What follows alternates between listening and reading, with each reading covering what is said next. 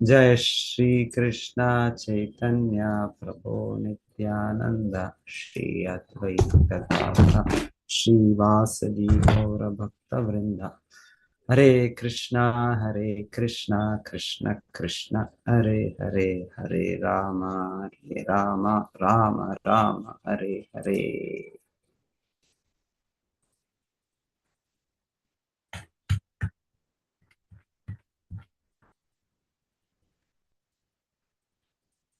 ब्रह्मण्य देवः पुरुषः पुरातनो नित्यं हरिर्यश्चरणाभिवन्दनात् अवाप लक्ष्मीम् अनपायिनीं यशो जगत् पवित्रं च महत्तम ಆಗ್ರಣಿ। ಪುರಾತನನು ನಿತ್ಯನು ಆದ ದೇವೋತ್ತಮ ಪರಮಪುರುಷನು ಮಹಾತ್ಮರಲ್ಲಿ ಅಗ್ರಗಣ್ಯ. ಬ್ರಾಹ್ಮಣರು ಮತ್ತು ವೈಷ್ಣವರ ಪಾದಕಮಲಗಳನ್ನು ಪೂಜಿಸಿ ಅವನು ಇಡೀ ವಿಶ್ವವನ್ನೇ ಪರಿಶುದ್ಧಗೊಳಿಸಿದ ಸತ್ಕೀರ್ತಿಯ ಸಂಪತ್ತನ್ನು ಗಳಿಸಿಕೊಂಡನು.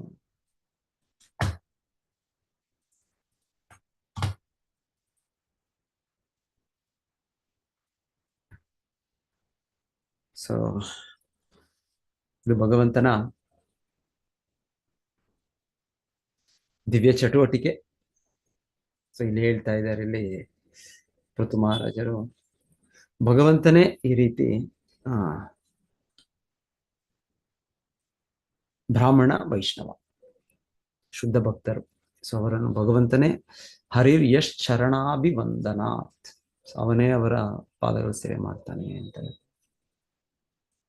ಸೊ ಇದು ಸೊ ಹಾಗೆ ಸಾಮಾನ್ಯ ಬೇರೆ ವ್ಯಕ್ತಿಗಳು ಅನ್ಕೊಳ್ತಾರೆ, ಓ ಕೃಷ್ಣನು ಕೂಡ ಈ ರೀತಿ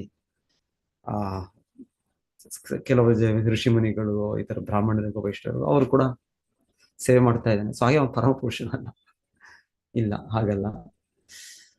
ಸೊ ಇಲ್ಲಿ ಅದಕ್ಕೆ ಪ್ರಭುಪಾದರು ಭಾವಾರ್ಥದಲ್ಲಿ ಹೇಳ್ತಾರೆ, ಅವನು ಮಹತ್ತಮ ಆಗ್ರಣಿ. ಈ ಶ್ಲೋಕದಲ್ಲೇ ಹೇಳ್ತಾ ಇದ್ದಾರೆ, ಮಹತ್ತಮ ಪೃಥು ಮಹಾರಾಜರು ಮಹತ್ತಮ ಆಗ್ರಣಿ. ಅವನೇ ಎಲ್ಲ ಮಹಾತ್ಮರು, ಎಲ್ಲ ಉನ್ನತ ವ್ಯಕ್ತಿಗಳು, ಬ್ರಹ್ಮ ಶಿವ, ಸೊ ಅವರು ತುಂಬಾ ಉನ್ನತ ವ್ಯಕ್ತಿಗಳು, ಅವರಿಂದಲೂ ಪೂಜಾರ್ಹ ಮಹತ್ತಮ ಆಗ್ರಣಿ. ಆದ್ರೂ ಕೂಡ ಅವನು ಹರಿರ್ ಚರಣಾಭಿವಂದನ ನಿತ್ಯ ಅವನು ಕೂಡ ಮಾಡ್ತಾನೆ. ಸೊ ಇದು ಸ್ವಲ್ಪ ಹೇಗೆ ಅವನು ಪರಮಪುರುಷನು, ಅವನೇ ಉತ್ತಮನು, ಆದ್ರೂ ಕೂಡ ಅವನು ಮಾಡ್ತಾ ಇದ್ದಾನೆ. ಇದೊಂದು ರೀತಿ ಕಾಂಟ್ರಡಿಕ್ಷನ್. ಸೊ ಅದನ್ನ ಇಲ್ಲಿ ಎಕ್ಸ್ಪ್ಲನೇಷನ್ ಮಾಡ್ತಾ ಇದ್ದಾನೆ. ಯಾಕಂದ್ರೆ ಪೃಥು ಮಹಾರಾಜ್ ಹೇಳ್ತಾ ಇದ್ದಾರೆ, ಹೀಗೆ ಅವನು ಮಾಡಿದ್ರಿಂದ ಅವನಿಗೆ, ಕೃಷ್ಣನಿಗೆ, ನಾರಾಯಣನಿಗೆ ಅವಾಪ ಲಕ್ಷ್ಮೀಂ ಅನಪಾಯಿನಿಂ ಯಶ, ಸೊ ಅವನಿಗೆ ಆ ರೀತಿಯ ದಿವ್ಯ ಕೀರ್ತಿ, ನಿತ್ಯ ಯಶಸ್ಸು, ನಿತ್ಯ ವೈಭವವಿದೆ ಅಂತ ಇಲ್ಲಿ ಹೇಳ್ತಾ ಇದ್ದಾರೆ. ಇದು ಕಾರಣವಾಗಿ ಅಂತ ಹೇಳ್ತಾ ಇದ್ದಾರೆ. ಸೊ ಇದು ನೋಡಿದ್ರೆ ಇದು ಇಲ್ಲ, ಭಗವಂತನು ಅಂದ್ರೆ ಸಹಜವಾಗಿ ಇದಿದೆ.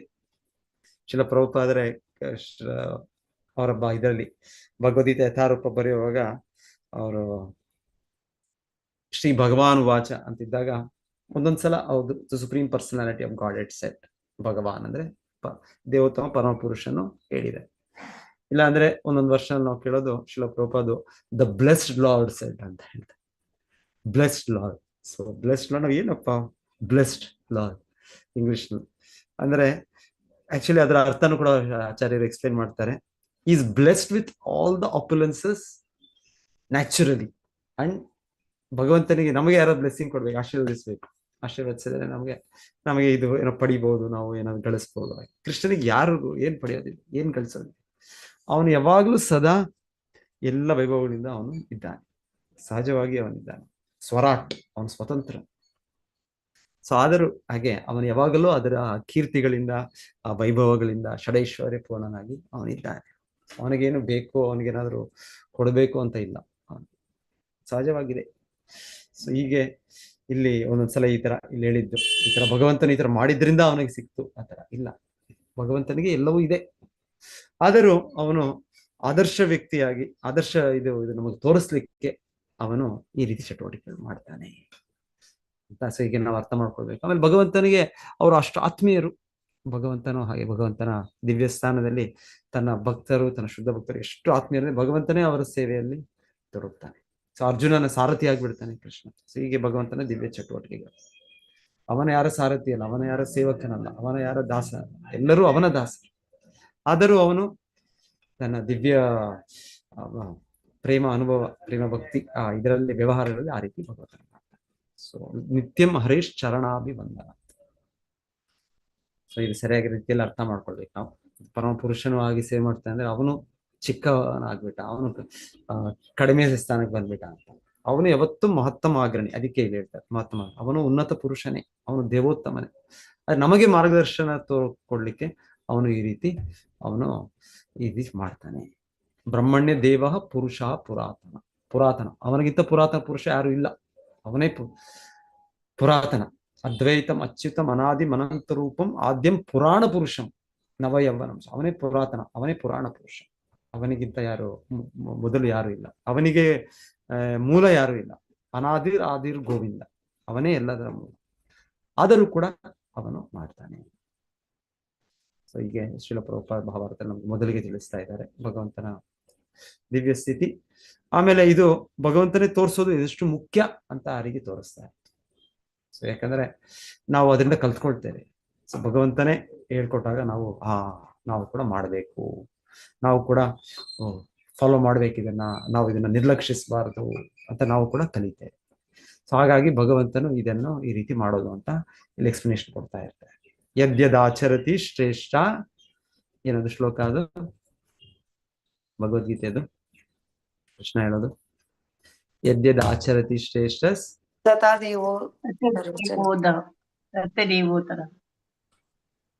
ಪ್ರಮಾಣಂ ಕೃತೆ ಲೋಕಸ್ತದ್ ಅನುವರ್ತತೆ. ಯದ್ಯದಾಚರತಿ ಶ್ರೇಷ್ಠ, ಯದ್ಯದಾಚರತಿ ಶ್ರೇಷ್ಠ, ಏನದು ನೆಕ್ಸ್ಟ್ ಲೈನು? ಯದ್ಯದಾಚರತಿ ಶ್ರೇಷ್ಠ ಇಲ್ಲ, ತತ್ತದ್ ಯದ್ಯದಾಚರತಿ ಶ್ರೇಷ್ಠ ತತ್ತದ್ ಲೋಕಸ್ ಅನುವರ್ತತೆ. ಲೋಕ ಅನುವರ್ತತೆ. ಸೊ ಶ್ರೇಷ್ಠರು ಏನ್ ಮಾಡ್ತಾರೆ, ಲೋಕದ ಎಲ್ಲರ ಜನರು ಕೂಡ ಅನುವರ್ತತೆ, ಅವರು ಪಾಲನೆ ಮಾಡ್ತಾರೆ. ಆಚರ ಶ್ರೇಷ್ಠ ತತ್ತದ್ ಲೋಕ ಅನುವರ್ತತೆ. ಸಯತ್ ಪ್ರಮಾಣಂ ಕುರುತೆ. ಇಲ್ಲ ಸಾರಿ, ತಪ್ಪು ಮಾಡಿದೆ ನಾನು ಅನ್ಸುತ್ತೆ. ತತ್ತದೇವೋತ್ತರ. ಓಕೆ ಇಲ್ಲ ಇಲ್ಲಿ ನೋಡ್ತೀನಿ.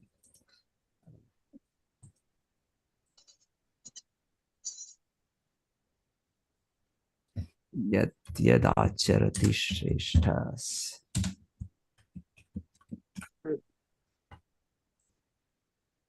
ಎಸ್, ಭಗವದ್ಗೀತಾ 3ನೇ ಅಧ್ಯಾಯ 21ನೇ ಶ್ಲೋಕ.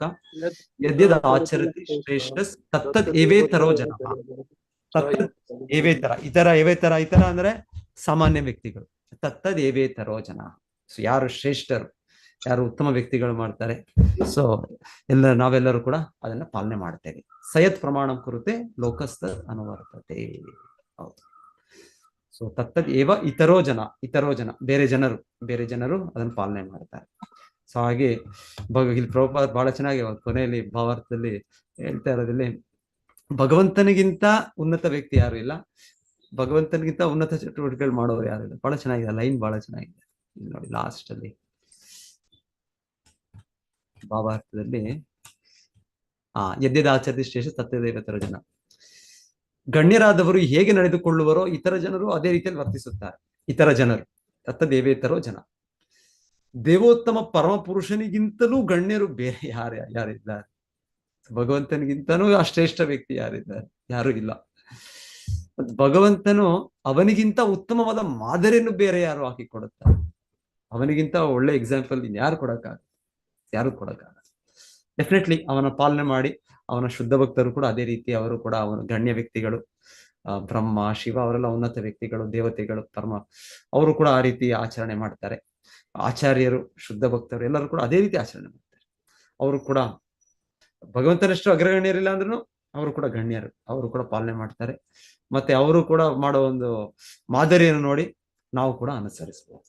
ಸೊ ಇದು ಆತರ ಶುದ್ಧ ಭಕ್ತರು, ಆಚಾರ್ಯರು, ದೊಡ್ಡ ದೊಡ್ಡ ದೇವತೆಗಳು ಅವರೆಲ್ಲ ಕೂಡ ಮಾಡ್ತಾರೆ. ಕೃಷ್ಣನು ಮಾಡ್ತಾನೆ ಮೊದಲಿಗೆ, ಕೃಷ್ಣನ ಹೆಜ್ಜೆಗಳನ್ನು ಪಾಲಿಸ್ತಾ ಅವರು ಕೂಡ ಮಾಡ್ತಾರೆ. ಸೊ ಇಲ್ಲಿ ಉದಾಹರಣೆಗಳಲ್ಲಿ ಕೊಡ್ತಾ ಇದ್ದಾರೆ. ಉದಾಹರಣೆಗಳು ಇಲ್ಲಿ ಶ್ರೀಲ ಪ್ರಭುಪಾದ ಭಾವಾರ್ಥದಲ್ಲಿ 2-3 ಉದಾಹರಣೆಗಳು ಹೇಳ್ತಾ ಇದ್ದಾರೆ. ನಾರದ ಮುನಿಗಳು.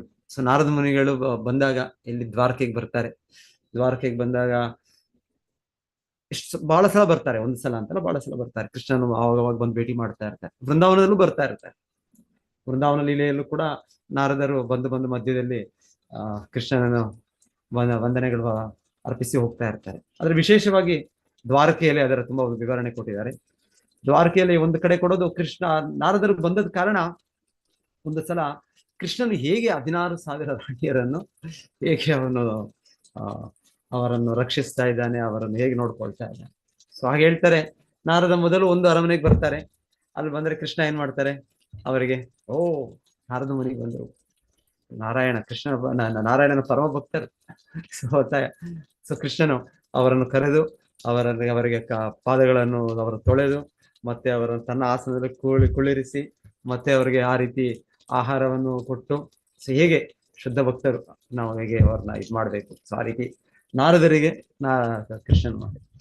ಸೊ ಹೀಗೆ ಒಂದು ಅರಮನೆಯಲ್ಲ, ಆ ನಾರದರು ಪ್ರತಿಯೊಂದು ಅರಮನೆಗೂ ಹೋಗ್ತಾರೆ. ಯಾಕಂದ್ರೆ ಅವ್ರಿಗೆ ನೋಡ್ತಾ ಇರೋದು ಕೃಷ್ಣ ನೆಕ್ಸ್ಟ್ ಆಯ್ತು. ಇವಾಗ ರುಕ್ಮಿಣಿ ದೇವಿ ಅವರ ಅರಮನೆಯಲ್ಲಿ ಕೃಷ್ಣ ಹೀಗೆ ಮಾಡ್ತಾ ಇದ್ದಾರೆ, ಸತ್ಯಭಾಮ ಇದರಲ್ಲಿ ಹೇಗೆ ಮಾಡ್ತಾ ಇದ್ದಾರೆ. ಸೊ ಸತ್ಯಭಾಮ ಅವರ ಅರಮನೆಗೆ ಹೋಗ್ತಾರೆ. ಅಲ್ಲೂ ಹೋದ್ರು ಮತ್ತೆ ಕೃಷ್ಣ ಇಲ್ಲ ನಾರದ ಮತ್ತೆ ಅಲ್ಲಾಗ್ಲೇ ಅಲ್ಲಿ ಅವ್ರನ್ನ ಸತ್ಕರಿಸ್ಬಿಟ್ಟಿದ್ದೇನೆ, ಆಯ್ತು ನಾವು ಇನ್ನ ನಾರದನ್ನ ಮಾತಾಡ್ಸೋಣ, ಆತರ ಅಲ್ಲ. ಏನೂ ಆಗಿಲ್ಲ, ಏನೂ ಗೊತ್ತಿಲ್ಲ.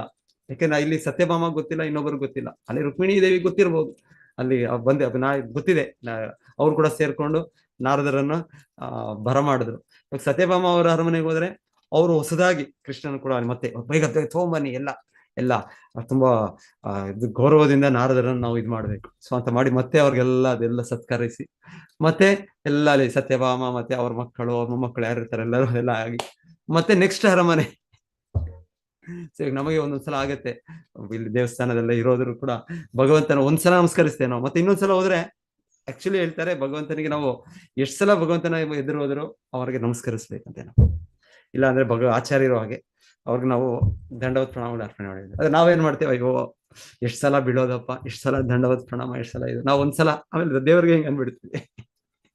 ಹೀಗಲ್ಲ, ಇಲ್ಲಿ ಏನೋ ಕೃಷ್ಣ ಪ್ರತಿಯೊಂದು ಅರಮನೆಯಲ್ಲೂ ಯಾರು ಇವ್ರು ಬಂದಾಗ ನಾರದರು ಬರ್ತಾ ಇದ್ದಾರೆ, ಭೇಟಿ ಕೊಡ್ತಾರೆ. ಪ್ರತಿಯೊಂದರಲ್ಲೂ ಕೂಡ ಭಗವಂತನು ಅವ್ರಿಗೆ ಅದೇ ರೀತಿಯ ಸತ್ಕಾರ, ಅದೇ ರೀತಿ ಅವರಿಗೆ ಕರೆಸೋದು, ಅವ್ರಿಗೆ ಪಾದಗಳು ತೊಳೆಯೋದು, ಅವರ ಪೂಜೆ ಮಾಡೋದು, ಮತ್ತೆ ಅವ್ರಿಗೆ ಆಹಾರವನ್ನು ಕೊಡೋದು. ಈ ರೀತಿ ಏನೇನು ನಾರದರು ಎಷ್ಟು ಕಡೆ ತಗೊಂಡ್ರು ಆಹಾರ ಗೊತ್ತಿಲ್ಲ, ಅವ್ರ ಪ್ರತಿಯೊಂದ್ ಕಡೆ ತೊಗೊಳಕ್ಕಾಗಲ್ಲ. ಅಟ್ಲೀಸ್ಟ್ ಅವ್ರ ಪ್ರತಿಯೊಂದ್ ಕಡೆನೂ ಕೃಷ್ಣನು ಅದೇ ರೀತಿ ಅವರಿಗೆ ಒಂದೊಂದು ಅರಮನೆಯಲ್ಲೂ ಕೂಡ ಅದೇ ಒಂದು ಗೌರವದಿಂದ ಅವ್ರನ್ನ ಮಾಡ್ತಾರೆ. ಸೊ ಇದಕ್ಕೆ ಭಗವಂತನ ದಿವ್ಯ ಚಟುವಟಿಕೆಗಳು. ನಾರದರು ಕೂಡ ಗೊತ್ತು ಇಲ್ಲಿ ಏನಾಗ್ತಾ ಇದೆ ಅಂತ. ಸೊ ಹಾಗೆ ಅವರು ಕೂಡ ಸ್ವೀಕರಿಸ್ತಾ ಇದ್ದಾರೆ. ಯಾಕಂದ್ರೆ ಕೃಷ್ಣನು ಇಲ್ಲಿ ಒಬ್ಬ ರಾಜನಾಗಿ, ಒಬ್ಬ ಯದುವಂಶದ ರಾಜನಾಗಿ ಕೃಷ್ಣ ಇರೋದ್ರಿಂದ, ಕ್ಷತ್ರಿಯನಾಗಿರೋದ್ರಿಂದ ಸೊ ಅವರು ಈ ರೀತಿ ಮಾಡ್ತಾ ಇದ್ದಾರೆ. ಸೊ ನಾನು ಕೂಡ ಸ್ವೀಕರಿಸ್ಬೇಕು. ಸೊ ಹಾಗೆ ಅವರು ಸ್ವೀಕರಿಸಿದ್ರು. ಸೊ ಹಾಗೆ ಮಾಡಿದ್ರು ಅನ್ನೋದಕ್ಕೆ ನಾರದರು ಮೇಲೆ ಕೃಷ್ಣ ಕೆಳಗೆ ಅಂತ. ಸೊ ಮಾಯಾವಾದಿಗಳು, ನಿರಾಕಾರವಾದಿಗಳು ಅವ್ರಿಗೆ ಇದೆಲ್ಲ ಅರ್ಥ ಆಗೋದಿಲ್ಲ, ಆದ್ರೆ ಭಕ್ತರಿಗೆ ಅರ್ಥ ಆಗುತ್ತೆ. ಭಕ್ತರು ಭಕ್ತ್ಯಾ ಮಾಂ ಅಭಿಜಾನಾತಿ ಯಾವಾನ್ಯಶ್ಚಾಸ್ಮಿ ತತ್ವತಃ. ಯಾಕಂದ್ರೆ ಭಗವಂತನ ಭಕ್ತಿ ಕಾರ್ಯದಲ್ಲಿ ತೊಡಗೋದ್ರಿಂದ ಅವರಿಗೆ ಈ ಭಗವಂತನ ದಿವ್ಯ ಚಟುವಟಿಕೆಗಳು ಅರ್ಥ ಆಗುತ್ತೆ. ಭಗವಂತನು ಈ ರೀತಿ ನಾರದರ ಸೇವೆ ಮಾಡಿದ ಅಂತ ಭಗವಂತನು ಚಿಕ್ಕವನಾಗೋದಿಲ್ಲ, ಕೃಷ್ಣ ಚಿಕ್ಕವನಾಗೋದಿಲ್ಲ. ಇಲ್ಲ, ಭಗವಂತನೇ ಯಾವತ್ತು ಭಗವಂತನೇ, ಕೃಷ್ಣನೇ ಯಾವತ್ತು ಕೃಷ್ಣನೇ, ಎಲ್ಲರೂ ಅವನ ಸೇವಕರೇ. ಸೊ ಆದರೂ ಸಹ ಭಗವಂತನು ಆದರ್ಶ ವ್ಯಕ್ತಿಯಾಗಿ ಈ ರೀತಿ ನಾರದರಿಗೆ ಆಹ್ವಾನಿಸುವ ನಾರದರನ್ನು ವಂದನೆಗಳ ಅರ್ಪಣೆ ಮಾಡೋದು, ಅವರಿಗೆ ಏನೇನು ಪೂಜಾ ಸಾಮಗ್ರಿಗಳನ್ನ ಅರ್ಪಣೆ ಮಾಡೋದು, ಭಗವಂತನು ಈ ರೀತಿ ಮಾಡ್ತಾನೆ.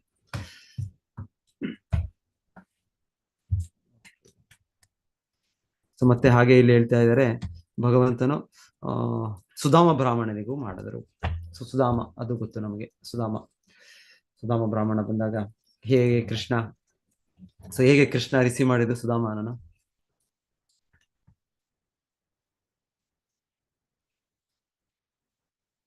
ಓಡಿ ಬಂದು ಅಪ್ಪಿಕೊಳ್ತಾರೆ ಪ್ರಭುಜಿ. ಸಿಂಹಾಸನದಿಂದ ತೊಳೆದು ಆಮೇಲೆ ಅವರ ಕಾಲನ್ನ ಪಾದಗಳನ್ನ ತೊಳೆದು ಮತ್ತೆ ಅವ್ರ ಕಾಲನ್ನ ಹೆಚ್ಚಿ ಆ ನೀರನ್ನು ಅವ್ರ ಮೇಲೆ ಪ್ರೋಕ್ಷಣೆ ಮಾಡ್ಕೊತಾರೆ. ನಾರದರು ಬಂದಾಗ ಮಾಡಿದಾಗೆ ಅವ್ರ ಮೇಲೆ ಹಾಕ್ತಾರೆ. ಲಕ್ಷ್ಮೀ ದೇವಿ ಮತ್ತೆ ಬೇರೆಯವ್ರೆಲ್ಲ ಹಾಕೊಳ್ತಾರೆ, ಸಣಿಗೆ ಬೀಸ್ತಾರೆ. ಆಮೇಲೆ ಸ್ವತಃ ಇವರೇ ಯಾರು ಯಾರು ಮಾಡಿದ್ದು? ಚಾಮರವನ್ನ ಬೀಸ್ತಾರೆ ಚಾಮರ. ಪ್ರಭುಜಿ. ಇವ್ರು ಯಾರು? ರುಕ್ಮಿಣಿ ದೇವಿ ಬೀಸ್ತಾರೆ. ರುಕ್ಮಿಣಿ ದೇವಿ, ಹೌದು. ರುಕ್ಮಿಣಿ ದೇವಿ, ಲಕ್ಷ್ಮಿ, ಸಾಕ್ಷಾತ್ ಮಹಾಲಕ್ಷ್ಮಿ ಅವ್ರು ಬೀಸ್ತಾ ಇದ್ದಾರೆ. ಮತ್ತೆ ಅವರೇ ಸ್ವತಃ ಅಡಿಗೆ ಮಾಡಿ ಬಡಿಸ್ತಾರೆ. ಅಡಿಗೆ ಮಾಡಕ್ ಇರ್ತಾರೆ ಅವರು, ಮೋಸ್ಟ್ಲಿ ಅವ್ರಿಗೆಲ್ಲ ಅಸಿಸ್ಟೆಂಟ್ ಇರ್ಬೋದು. ಆ ಲಕ್ಷ್ಮೀ ದೇವಿ, ಲಕ್ಷ್ಮೀ ದೇವಿ ನೇತೃತ್ವದಲ್ಲಿ ಯಾವಾಗ ನಡೆಯೋದು, ಸೊ ರಾಜಾರಾಣಿ ನೇತೃತ್ವದಲ್ಲಿ ನಡೆಯೋದು. ಸೊ ಹಾಗೆ ಅವರು ಸ್ವಲ್ಪ ಮೇಲೆ ಎಲ್ಲರೂ ಅಸಿಸ್ಟ್ ಮಾಡ್ತಾರೇನೋ, ಫೈನಲ್ ಇವರೇ ಇದು ಮಾಡ್ತಾರೇನೋ. ಇವರಿದ್ದಾನೆ ಆಗೋದು, ಇವ್ರ ಕೃಪೆಯಿಂದಾನೆ, ಇವ್ರ ಕರುಣೆಯಿಂದಾನೆ ಆಗೋದು. ಅವರೇ ಬಡಿಸ್ತಾರೆ. ಮುಖ್ಯವಾಗಿ ಹೇಳ್ತಾರೆ, ಕೃಷ್ಣನ್ ಕೂಡ ಬರೋವಾಗ ಕೃಷ್ಣನ ಪ್ರತಿ ಟೈಮು ಈ ರುಕ್ಮಿಣಿ ದೇವಿ ಆಗ್ಬೋದು, ಸತ್ಯಭಾಮ, ಇವರೇ ಸ್ವತಃ ಬಡಿಸ್ತಾರೆ. ಸ್ವತಃ ಇಲ್ಲ ಅವ್ರ ಸರ್ವೆಂಟ್ಗೆ ನೀನ್ ತಗೊಂಬ, ನೀನು ಮಾಡು, ನೀನ್ ಇದು ಮಾಡು, ಇಲ್ಲ, ಅವರೇ ಸ್ವತಃ ಎಲ್ಲ ಪರ್ಸನಲ್. ಆಕ್ಚುಲಿ ಹೇಳ್ತಾರೆ ಪ್ರತಿಯೊಂದು ವೈಯಕ್ತಿಕವಾಗಿ. ಅದು ಇನ್ನ ಭಗವಂತನಿಗೂ ಕೂಡ ತೃಪ್ತಿ ಕೊಡುತ್ತೆ.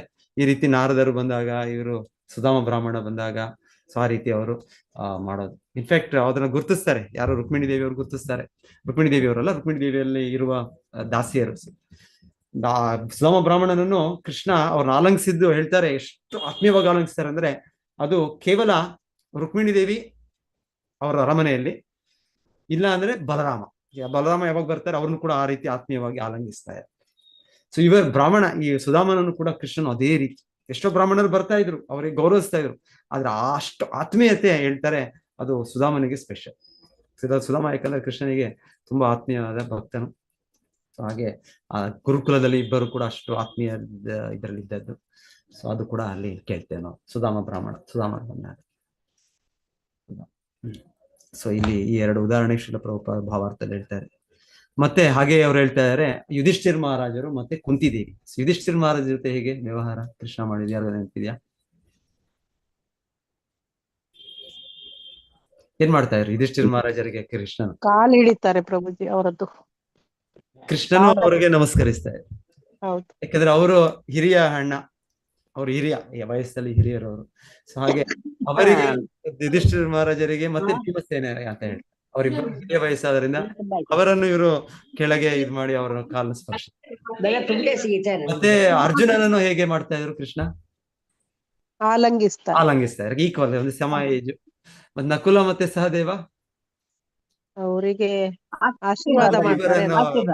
ಅವರು ಕಿರಿಯರು ವಯಸ್ಸಿನಲ್ಲಿ, ಅವ್ರು ಇವರಿಗೆ ಇದು ಮಾಡ್ತಾರೆ. ಸೊ ಇಲ್ಲಿ ಹೇಳ್ತಾರೆ. ಸೊ ನೀವು ಯುಧಿಷ್ಠಿರ್ ಮಹಾರಾಜರ ಬಗ್ಗೆ ನಾವು ಕೇಳೋದು, ಎಲ್ಲಿ ಒಂದು ಸಲ ಎಲ್ಲರೆಡೆ ತಯಾರಿ ಆಗಿದೆ, ಕೃಷ್ಣ ತಯಾರಿಯಾಗಿ ರಿಟರ್ನ್ ದ್ವಾರಕೆಲ್ಲ ವಾಪಸ್ ಬರ್ಬೇಕು, ದ್ವಾರಕೆಲ್ಲ ಹಸ್ತಿನಾಪುರದಿಂದ. ಆದ್ರೆ ಹೇಳ್ತಾರೆ ಯುಧಿಷ್ಠಿರ್ ಮಹಾರಾಜ ಒಂದು ಮಾತು ಹೇಳಿದ್ರು, ನೀನ್ ಸ್ವಲ್ಪ ದಿವಸ ಇದ್ರೆ ಕೃಷ್ಣ. ಸೊ ಹೇಳ್ತಾರೆ ಕೃಷ್ಣ ಎಲ್ಲ ಪ್ಯಾಕ್ ಆಗಿದೆ, ಎಲ್ಲ ಆಗಿದೆ, ಎಲ್ಲ ರೆಡಿ, ಎಲ್ಲ ಕ್ಯಾನ್ಸಲ್, ಎಲ್ಲ ಪ್ಯಾಕಿಂಗ್ ಎಲ್ಲ ಮತ್ತೆ ವಾಪಸ್ಸು. ಇನ್ನ ಕೆಲವು ದಿವಸ ಏನು, ಕೆಲವು ತಿಂಗಳೇ ಉಳ್ಕೊಂಡ್ರಂತೆ ಅವ್ರು ಹಸ್ತಿನಾಪುರ. ಸೊ ಕೃಷ್ಣನು ಆ ರೀತಿ ಯುಧಿಷ್ಠಿರ್ ಮಹಾರಾಜರು ಅಷ್ಟು ಆತ್ಮೀಯರು. ಮತ್ತೆ ಯಾಕೆ ಅಂದ್ರೆ ಅವರು ಇಲ್ಲಿ ಬ್ರಾಹ್ಮಣನ ಇದ್ರಲ್ಲಿ ಇಲ್ಲ ಯುಧಿಷ್ಠಿರ್ ಮಹಾರಾಜರು, ಆದ್ರೆ ವೈಷ್ಣವ, ಪರಮ ವೈಷ್ಣವ, ಮಹಾಭಾಗವತ. ಸೊ ಇದು ನಾವು ನೋಡ್ಬೇಕಿಲ್ಲಿ. ಸೊ ಭಗವಂತನು ಈ ತರ ವೈಷ್ಣವರು, ಈ ತರ ಬ್ರಾಹ್ಮಣರು, ಅವರನ್ನು ಭಗವಂತನೇ ಆ ರೀತಿ ಅವರಿಗೆ ಸತ್ಕರಿಸ್ತಾ ಇದ್ದು, ಗೌರವಿಸ್ತಾ ಇದ್ದು, ಅವರ ಸೇವೆ ಮಾಡ್ತಾ ಇದ್ದು. ಮತ್ತೆ ನೋಡಿ ಯುಧಿಷ್ಠಿರ್ ಮಹಾರಾಜ ಇನ್ನ ಭಗವಂತನ ಏನ್ ಮಾಡ್ದ, ಇನ್ನೇನ್ ಸೇವೆ ಮಾಡ್ದ ಪಾಂಡವರಿಗೆ ಭಗವಂತನ? ಯಾವ ರೀತಿ ಸೇವೆ ಮಾಡ್ಲಿಲ್ಲ. ಇವ್ರು ಹೇಳ್ತಾರೆ, ಯಾರು? ಕುಂತಿದೇವಿನೇ ಹೇಳ್ತಾರೆ, ನೀನು ಎಲ್ಲಾ ರೀತಿಯೂ ಸೇವೆ ಮಾಡಿದೆ ನಮಗೆ. ಒಂದು ಸಮಯದಲ್ಲಿ ಯಾವ್ದು ರಾಜಸೂಯ ಯಜ್ಞದಲ್ಲಿ ನೀನೇ ಎಲ್ಲ ಬರುವ ಗೌರವಾನ್ವಿತ ಇವರನ್ನು, ನೀನೇ ಅವರನ್ನು ಆಹ್ವಾನಿಸೋದು, ಡಿಪಾರ್ಟ್ಮೆಂಟ್ ಅತಿಥಿ ಸತ್ಕರಿಸೋದು, ಅವ್ರ ಪಾದಗಳನ್ನು ತೊಳೆಯೋದು. ಅಲ್ಲಿ ಯಾರು ಋಷಿಮುನಿಗಳು ಬಂದ್ರು, ಯಾರು ಬಂದ್ರು, ಅದು ಯಾಕೆ ಮಾಡಿದ್ರು ಅಂದ್ರೆ ಯುಧಿಷ್ಠಿರನು ಅಷ್ಟು ಆಪ್ತನು ಕೃಷ್ಣನಿಗೆ. ಕೃಷ್ಣನು ಬೇರೆ ಯಾರೋ ಇದಕ್ಕೆ ಹೋಗಿ ಸಭೆಯಲ್ಲಿ ಮಾಡ್ಲಿಲ್ಲ, ಯುಧಿಷ್ಠಿರ ಮಹಾರಾಜ ಮಾಡಿದಾಗ ಆ ಸಭೆಯಲ್ಲಿ ಭಗವಂತನೇ ಸ್ವಯಂ ಮಾಡ. ಯಾಕಂದ್ರೆ ಯುಧಿಷ್ಠಿರ ಮಹಾರಾಜನಿಗೆ ಸಂತೃಪ್ತಿಗೊಳಿಸಲು ಭಗವಂತನು ಯಾವ ರೀತಿ ಸೇವೆ ಮಾಡೋಕೆ ರೆಡಿ. ಸೊ ಆ ರಾಜಸೂಯ ಯಜ್ಞದ ಮುಂಚೆ ಕೃಷ್ಣನೇ ಪ್ರತಿಯೊಬ್ಬ ಅತಿಥಿಗಳಿಗೆ ಸೇವೆ ಮಾಡಿ. ಮತ್ತೆ ಈ ಯುದ್ಧದ ಸಮಯದಲ್ಲಿ ಅನ್ಸುತ್ತೆ ಅಲ್ವಾ, ಕೃಷ್ಣನು ನೈಟ್ ವಾಚ್ಮ್ಯಾನ್. ಸೆಕ್ಯೂರಿಟಿ ನಾವು ಇಟ್ಕೊಳ್ತೇವೆ, ನಾವು ರಾತ್ರಿ ಹೊತ್ತು ಯಾರೋ ಸೆಕ್ಯೂರಿಟಿ ಬೇಕು. ಸೊ ಅದೇ ರೀತಿ ಹೇಳ್ತಾರೆ, ಕೃಷ್ಣನೇ ಸೆಕ್ಯೂರಿಟಿ ಆಗಿ ಅವರು ರಾತ್ರಿ ಇವರ ಪಾಂಡವಸ್ ಕ್ಯಾಂಪ್ನ ಕಾಯ್ತಾ ಇತ್ತು. ಸೊ ಯುಧಿಷ್ಠಿರ್ ಮಹಾರಾಜರು ಅಷ್ಟು ಆತ್ಮೀಯರು, ಯುಧಿಷ್ಠಿರ್ ಮಹಾರಾಜರು ಎಲ್ಲ ಪಾಂಡವರು. ಸೊ ಹಾಗೆ ಭಗವಂತನು ಅವ್ರಿಗೆ ಆ ರೀತಿ ಸೇವೆ ಮಾಡಿದ್ರು. ಸೊ ಈ ರೀತಿ ಎಲ್ಲ ನೋಡ್ತೇವೆ ನಾವು. ಕುಂತಿದೇವಿನೂ ಅಷ್ಟೇ, ಕುಂತಿದೇವಿ ಇದಕ್ಕೆ ಅವರ ಮಕ್ಕಳಿಗೆ ಅಷ್ಟು ರಕ್ಷಣೆ ಕೊಟ್ಟದ್ದು ಅವರು ಭಗವಂತನು, ಆ ರೀತಿ ಅವರನ್ನು. ಸೊ ಇದು ಕೃಷ್ಣನ ಅವತಾರದಲ್ಲಿ ಸೊ ಅದೇ ರೀತಿಯಲ್ಲಿ ಭಗವಂತನು ಬೇರೆ ಬೇರೆ ಅವತಾರದಲ್ಲೂ ಕೂಡ ಹಾಗೆ, ಶ್ರೀರಾಮಚಂದ್ರನ ಅವತಾರದಲ್ಲೂ ಕೂಡ ಭಗವಂತನು ಅದೇ ರೀತಿ ಆದರ್ಶ ವ್ಯಕ್ತಿ. ಸೊ ಹೇಳ್ತಾರೆ, ಒಂದ್ಸಲ ಎಲ್ಲ ಯಜ್ಞ ಮಾಡಿದ್ಮೇಲೆ ಶ್ರೀರಾಮಚಂದ್ರನ ಏನ್ ಮಾಡ್ತಾನೆ, ಎಲ್ಲವನ್ನು ತನ್ನ ರಾಜ್ಯವನ್ನು ದಾನ ಮಾಡ್ಬಿಡ್ತಾನೆ ಈ ಭಕ್ತರಿಗೆ. ಈ ಬ್ರಾಹ್ಮಣರು ವೈಷ್ಣವರು ಯಾರ್ಯಾರು ಬಂದಿರ್ತಾರೆ ಅವ್ರಿಗೆ ಹೇಳ್ತಾನೆ, ಓ ಪೂರ್ವಕ್ಕೆ ನಿಮಗೆ ಸೇರಿದ್ದು, ಉತ್ತರಕ್ಕೆ ಇದು ಇವರಿಗೆ ಸೇರಿದ್ದು, ಪಶ್ಚಿಮಕ್ಕೆ ಇವರಿಗೆ ಸೇರೋದು, ದಕ್ಷಿಣಕ್ಕೆ ಇನ್ನೊಬ್ರಿಗೆ ಸೇರೋದು ಅಂತ ಎಲ್ಲ ತನ್ನ ರಾಜ್ಯವನ್ನೇ ಅವ್ನು ದಾನ ಕೊಟ್ಬಿಡ್ತಾರೆ. ಮತ್ತೆ ಅವರೆಲ್ಲ ಸ್ವೀಕರಿಸಿದ ಎಲ್ಲ ಮತ್ತೆ ವಾಪಸ್ ಕೊಟ್ಬಿಡ್ತಾರೆ. ಸೊ ಹೀಗೆ ಹೇಳೋ, ಹೀಗೆ ಭಗವಂತನು ಅವನ ತನ್ನ ದಿವ್ಯ ಲೀಲೆಗಳು, ಸೊ ಅವನು ತೋರಿಸ್ಕೊಡೋದು, ಅವನು ಆದರ್ಶ ವ್ಯಕ್ತಿಯಾಗಿ ಎಲ್ಲವೂ ಅವನೇ ಪರಮ ಭೋಕ್ತನಾದ್ರೂ ಕೂಡ ಅವನೇ ಈ ರೀತಿ ನಾವು ಹೇಗೆ ಸೇವೆ ಮಾಡಬೇಕು ಕೃಷ್ಣ ಶುದ್ಧ ಭಕ್ತರಿಗೆ ಮತ್ತೆ ಅಂತ ಅವನು ತೋರಿಸ್ಕೊಡೋದು, ಇದೆಲ್ಲ ಅವನ ದಿವ್ಯ ಲೀಲೆಗಳು. ಸೊ ಬಲಿ ಮಹಾರಾಜು ಕೂಡ ಅದೇ ತರ ಮಾಡಿದ್ರು.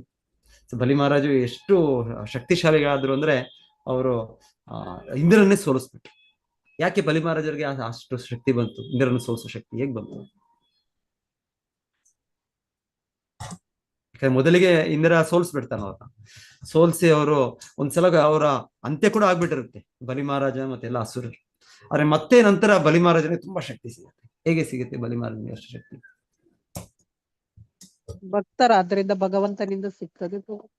ಅವರು ಮಹಾಭಾಗವತರು, ಅದು ಕರೆಕ್ಟ್, ಅದು ಒಂದು ಕಾರಣ. ಇನ್ನೊಂದು ಕಾರಣ ಹೇಳ್ತಾರೆ, ಅವ್ರು ಇನ್ನೊಂದು ಮಾಡಿದ್ರು ಅವರು. ಹಾಗಾಗಿ ಅವರು ಇಂದ್ರನನ್ನು ಸೋಲ್ಸಕ್ಕಾಯ್ತು. ಮತ್ತೆ ಭಗವಂತನ ಬಂದು ಇಂದ್ರ ವಾಮನ ದೇವಾಗ ಬಂದು ಅವ್ರನ್ನ ಕಿತ್ಕೊಳ್ಳೋದು. ಅದ್ರ ಕಿತ್ಕೊಳ್ಳೋ ಮುಂಚೆ ಅವ್ರು ಯಾಕೆ ಅಷ್ಟು ಶಕ್ತಿಶಾಲಿ ಆದ್ರು? ಯಾಗಗಳನ್ನು ಮಾಡಿದ್ರು ಅದಕ್ಕೆ. ಅವ್ರು ಹೇಳ್ತಾರೆ, ಅವರು ಈ ಬ್ರಾಹ್ಮಣರ ಸೇವೆ ಮಾಡಿ. ಯಾರು ಅಂದ್ರೆ ಬ್ರಾಹ್ಮಣ ಯಾರದು? ಶುಕ್ರಾಚಾರ್ಯ ಅವರು ಬ್ರಾಹ್ಮಣನೇ, ಅಸುರರ ಪುರೋಹಿತನಾಗಿ ಅವ್ರು ಇದ್ ಮಾಡ್ತಾರೆ. ಆದ್ರೆ ಬ್ರಾಹ್ಮಣನಾಗಿ ಆ ಬ್ರಾಹ್ಮಣ ಗುಣಗಳು ಅವ್ರು ಪಾಲನೆ ಮಾಡೋದ್ರಿಂದ ಅವರ ಸೇವೆಯಿಂದ ಅವ್ರು ಇಂದ್ರನ ಸೋಲ್ಸಕ್ಕೆ. ಭೃಗುವಂಶದ ಬ್ರಾಹ್ಮಣರು ಅಂತ ಹೇಳ್ತಾರೆ, ನೀವು ಓದಿ ಮುಂದೆ ಅದು ಕೇಳ್ತೀರಿ. ಭೃಗುವಂಶದಲ್ಲಿ ಶುಕ್ರಾಚಾರ್ಯರು ಬರೋದು, ಅವರ ಸಂಗಡಿಗರಿದ್ದಾರೆ. ಸೊ ಅವರ ಸೇವೆ ಮಾಡ್ತಾರೆ ಬಲಿ ಮಹಾರಾಜ. ಹಾಗೆ ಸೇವೆ ಮಾಡೋದ್ರಿಂದ ಎಷ್ಟು ಶಕ್ತಿಶಾಲಿ ಆಗ್ತಾರೆ ಅಂದ್ರೆ ಇಂದ್ರನನ್ನೇ ಅವರು ಸೋಲಿಸ್ಬಿಡ್ತಾರೆ. ಮತ್ತೆ ಭಗವಂತನೇ ವಾಮನ ದೇವ ಆಗಿ ಬರ್ಬೇಕಾಗುತ್ತೆ. ಮತ್ತೆ ಬಂದು ಭಗವಂತನ ನೇರವಾಗಿ ಅವರನ್ನು ಕಿತ್ಕೊಳ್ಳೋದಿಲ್ಲ ಅವರು ಬಲಿ ಮಹಾರಾಜನ. ಭಗವಂತನ ಯಾವಾಗ ಕಿತ್ಕೊಳ್ಳೋದು ಬಲಿ ಮಹಾರಾಜರಿಂದ? ಅವ್ರಿಗೆ ಯಾವಾಗ ಅವ್ರನ್ನ ಕಾಲ ಮೇಲೆ ಇಡೋದು? ಒಂದು ಘಟನೆ ಎಲ್ಲ ದಾನವನ್ನು ಮಾಡುವಾಗ ಪ್ರಭುಜಿ. ಅಲ್ಲ, ದಾನವನ್ನು ಮಾಡ್ತಾರೆ. ಸೊ ದಾನವನ್ನು ಮಾಡೋವಾಗ ಏನಾಗುತ್ತೆ, ಶುಕ್ರಾಚಾರ್ಯರು ಶಾಪ ಕೊಡ್ತಾರೆ. ಶುಕ್ರಾಚಾರ್ಯರು ತನ್ನ ಶಿಷ್ಯನಿಗೆ ಶಾಪ, ನಿನಗೆಲ್ಲ ನನ್ನ ಮಾತು ಕೇಳೋದಿಲ್ಲ ನೀನು, ನಾನು ಹೇಳ್ತಾ ಇದ್ದೀನಿ, ಇವನು ವಿಷ್ಣು ಎಲ್ಲ ತಗೊಂಡ್ಬಿಡ್ತಾನೆ, ಕೊಡ್ಬೇಡ ಇವನಿಗೆ, ನನ್ನ ಮಾತು ಕೇಳು ನೀನು, ಈಗ ಅವ ಮಾತನ್ನು ಪರಿಪಾಲನೆ ಮಾಡಬಾರದು ಅಂತ ಹೇಳಿದಾಗ ಬಲಿ ಮಹಾರಾಜ ಹೇಳ್ತಾನೆ, ಇಲ್ಲ ನಾನು ಹೇಗೆ ಮಾಡ್ಲಿ ಆಚಾರ್ಯರೇ, ಭೂದೇವಿ ಒಬ್ಬ ಸುಳ್ಳುಗಾರನ ಇದು ಹೊರೆಯನ್ನು ಹೊಡ್ಕೊಳಕ್ ಆಗೋದಿಲ್ಲ. ಸೊ ಹಾಗೆ ನಾನು ಮಾತು ಕೊಟ್ಬಿಟ್ಟಿದ್ದೇನೆ, ನಾನು ಸುಳ್ಳು ಹೇಳಕ್ ಆಗಲ್ಲ, ನಾನು ದಯವಿಟ್ಟು ನೀವು ಕ್ಷಮಿಸಿ, ನನ್ನ ಮಾತನ್ನು ನೆರವೇರಿಸ್ತೇನೆ. ಆಗ ಅವರ ಗುರು ಶುಕ್ರಾಚಾರ್ಯ, ಇಷ್ಟು ನೀನು ದೊಡ್ಡ ವ್ಯಕ್ತಿ ಆಗ್ಬಿಟ್ಯಾ, ನನಗೇ ನೀನು ಮಾತು ಕಲಿಸ್ತೀಯಾ, ಏನು ಧರ್ಮ ಅಧರ್ಮ ನನಗೆ ಹೇಳ್ತೀಯಾ, ನಾನು ನಿನ್ನ ಗುರು, ಸೊ ಹಾಗೆ ಅಂತ ಹೇಳಿ ನೀನನ್ನು ಶಾಪ ಕೊಡ್ತೇನೆ, ನೀನು ಎಲ್ಲ ಕಳ್ಕೊಂಡ್ಬಿಡು ನೀನೆಲ್ಲ ಅಂತ.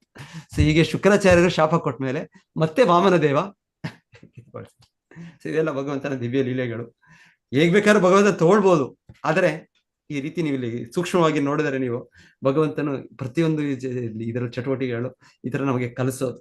ಈ ತರ ಬ್ರಾಹ್ಮಣ ವೈಷ್ಣವ ಅವರ ಸೇವೆ ಮಾಡಬೇಕು, ಅದರಿಂದ ನಾವು ಆ ಸ್ಥಾನವನ್ನು ಆ ರೀತಿ ಭೌತಿಕವಾಗಿ ಇದು ಕೂಡ ಶಕ್ತಿಯನ್ನು ಪಡಿಬಹುದು ಅಂತ ಭಗವಂತನ ತೋರಿಸೋದು. ಇದು ದಿವ್ಯ ಚಟುವಟಿಕೆ. ಎನಿವೆ, ಬಲಿ ಮಹಾರಾಜರಿಗೇನು ಇದಾಗ್ಲಿಲ್ಲ, ಭಗವಂತನು ಅವ್ರನ್ನ ಆಶೀರ್ವದಿಸಿದ್ರು. ಮತ್ತೆ ಹೇಳ್ತಾರೆ ಶುಕ್ರಾಚಾರ್ಯನಿಗೆ, ನಿನ್ನ ಶಿಷ್ಯ ಮಾಡಿದೇನ ತಪ್ಪಿದ್ಯಾ ಅಂತ ಕೇಳ್ತಾರೆ. ಇಲ್ಲ, ಶುಕ್ರಾಚಾರ್ಯ ಹೇಳ್ತಾರೆ, ಇಲ್ಲ ಅವನ್ ಮಾಡಿದ್ ಸರಿ. ಈ ತರ ಭಗವಂತನ ಸೇವೆಗೆ ಅಡಚಣೆ ಕೊಟ್ಟಿದ್ದು ಶುಕ್ರಾಚಾರ್ಯರು ಅಂತ ಗುರುವನ್ನು ತ್ಯಜಿಸಬಹುದು. ಇಲ್ಲಾಂದ್ರೆ ಸಾಮಾನ್ಯವಾಗಿ ಗುರುವನ್ನು ಬ್ರಾಹ್ಮಣ ವೈಷ್ಣವರು ನಾವು ಅವರ ಆದೇಶನು ನಾವು ತ್ಯಜಿಸುವಾಗಿಲ್ಲ, ಅವ್ರನ್ನ ನಾವು ಬಿಡುವಾಗಿಲ್ಲ. ಆದ್ರೆ ಇದೊಂದು ವಿಶೇಷವಾದ ಸಂಗತಿ, ಯಾವಾಗ ಭಗವಂತನ ಸೇವೆಯಲ್ಲೇ ಅವರ ಅಡಚಣೆಗೆ ಬಂದರು ಶುಕ್ರಾಚಾರ್ಯ, ಆಗ ಬಲಿ ಮಹಾರಾಜರು ಅವರನ್ನ ತ್ಯಜಿಸಿದ್ದಾಯ್ತು. ಆಕ್ಚುಲಿ ಇದೆಲ್ಲ ಇನ್ನೊಂದು ಏನಂದ್ರೆ, ನಮ್ಮ ಸ್ಥಿತಿಯಲ್ಲಿ ಏನಂದ್ರೆ ನಾವು ಬ್ರಾಹ್ಮಣರನ್ನು ಐಡೆಂಟಿಫೈ ಮಾಡೋದು ಕಷ್ಟ ಏನಂದ್ರೆ, ಯಾಕಂದ್ರೆ ನಾವು ತಮೋ ಗುಣದಲ್ಲಿದ್ದೇವೆ, ರಜೋಗುಣದಲ್ಲಿದ್ದೇವೆ. ಸೊ ಅದಕ್ಕೆ ನಾವು ಶ್ರೀಲ ಪ್ರಭುಪಾದರ ಈ ಭಾವಾರ್ಥದಲ್ಲಿ ಒಂದ್ ಕಡೆ ಹೇಳ್ತಾ ಇದೆ, ಭಗವಂತನನ್ನ ಅರ್ಥ ಮಾಡ್ಕೊಳ್ಳೋದು ಕಷ್ಟ, ಅದೇ ರೀತಿಯಲ್ಲಿ ಅವನ ಭಕ್ತರನ್ನ ಅರ್ಥ ಮಾಡ್ಕೊಳ್ಳೋದು ಕಷ್ಟ. ಯಾಕಂದ್ರೆ ನಾವು ಆ ನೆಲೆಯಲ್ಲಿ ಇಲ್ಲ. ಈಗ ಇವಾಗ ಅಂಬರೀಷ್ ಮಹಾರಾಜ ಇದ್ರು, ದುರ್ವಾಸ ಮುನಿ ಬಂದ್ರು. ದುರ್ವಾಸ ಮುನಿ ಬಂದಾಗ ಅವರು ಅಂಬರೀಷ್ ಮಹಾರಾಜಿಗೆ ಗೊತ್ತು ಇವರು ತನ್ನ ವೈಯಕ್ತಿಕ ಕೋಪ ಪಡ್ಕೊಂಡಿದ್ದಾರೆ, ಇನ್ನೊಂದು ಮಾಡ್ಕೊಂಡಿದ್ದಾರೆ ಗೊತ್ತು. ಆದ್ರೂ ಕೂಡ ಒಬ್ಬ ಬ್ರಾಹ್ಮಣ ಅವರು ಅಂತ ಅವರು ಕೂಡ ಹೇಳಿದ್ರು. ಅವ್ರನ್ನ ಗೌರವಿಸ್ತಾ ಇದ್ದಾರೆ ಅಂಬರೀಷ್ ಮಹಾರಾಜ. ಸೊ ಹೇಳೋದು, ಇವಾಗ ನಾವಂದ್ರೆ ದುರ್ವಾಸ ಮುನಿದು ಇನ್ನೊಂದ್ ಕಡೆ ನೋಡ್ತೀವಿ, ಒಂದ್ ಸೈಡ್ ನೋಡ್ತೀವಿ, ಇಷ್ಟು ಬೇಗ ಕೋಪಿಷ್ಟರು ಅವರು, ಇಷ್ಟು ಕೋಪ ಮಾಡ್ಕೊಳ್ತಾರೆ ಅಂತೆಲ್ಲ ನೋಡ್ತೇವೆ ನಾವು. ಆದ್ರೆ ಅವರ ಎಷ್ಟು ತಪಸ್ಸೆ ಮಾಡಿದ್ದಾರೆ, ಎಷ್ಟು ಉನ್ನತ ಸ್ಥಾನದಲ್ಲಿದ್ದಾರೆ ಅವರು ಅಂತ ನೋಡೋದಿಲ್ಲ ನಾವು. ಇವಾಗ ದುರ್ಯೋಧನನು ಕೂಡ ಅದೇ ದುರ್ವಾಸ ಮುನಿ ಬಂದಾಗ ಅವರು ದುರ್ವಾಸ ಮುನಿಯಿಂದ ತುಂಬಾ ಬೇಗ ಅವರು ಇದ್ ಮಾಡ್ತಾರೆ, ತುಂಬಾ ತೃಪ್ತಿಗೊಳಿಸ್ತಾರೆ, ತುಂಬಾ ಸೇವೆ ಮಾಡ್ತಾರೆ ದುರ್ವಾಸ ಮುನಿಗೆ. ಯಾರು ಯಾರು ದುರ್ಯೋಧನ ಆ ರೀತಿ ಇಂಟೆಲಿಜೆಂಟ್, ನಮಗಿಂತ ಇಂಟೆಲಿಜೆಂಟ್ ದುರ್ಯೋಧನ. ದುರ್ವಾಸ ಮುನಿ ಗುರುತಿಸ್ಬಿಟ್ರು ಅವರ ಸೇವೆ ಮಾಡಿದ್ರು. ಸೇವೆ ಮಾಡಿ ಅವರು ಅವರಿಂದ ಆಶೀರ್ವಾದ ಪಡೆದ್ರು. ಆದ್ರೆ ಆಶೀರ್ವಾದ ಪಡೆಯುವಾಗ ಅವರು ಈ ಆಶೀರ್ವಾದವನ್ನು ಪಾಂಡವರಿಗೆ ಏನಾದ್ರು ಹಾನಿ ಆಗ್ಬೇಕು ಅಂತ ಅವ್ರು ಯೋಚನೆ ಮಾಡಿದ್ರು. ಇಲ್ಲ ಅಂದ್ರೆ ಅವರು ಏನಾದ್ರು ಒಳ್ಳೆ ಆಶೀರ್ವಾದ ಸಿಗ್ತಾ ಇತ್ತು ಅವ್ರಿಗೆ.